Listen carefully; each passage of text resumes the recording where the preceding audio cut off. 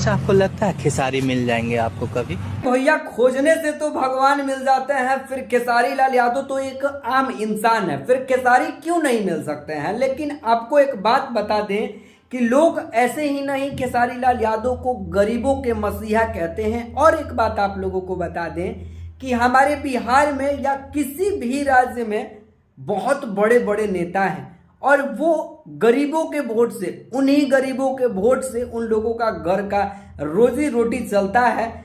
और वो लोग अपना बहुत बड़ा बड़ा बिल्डिंग दिखाते रहते हैं, लेकिन भैया उन लोगों के साथ भी छुआछूत से वो लोग डरते हैं। लेकिन एकमात्र ऐसे सुपरस्टार है भोजपुरी इंडस्ट्री के जिनका नाम खेसारी लाल यादव है, और वो सड़क के किनारे रोड पर मांगने वाले लोगों को अपने गले लगाते हैं और वो अपने हाथों से पैंट पहनाते हैं। मतलब कि अभी उनका बर्थडे भी आया हुआ था और अपने बर्थडे में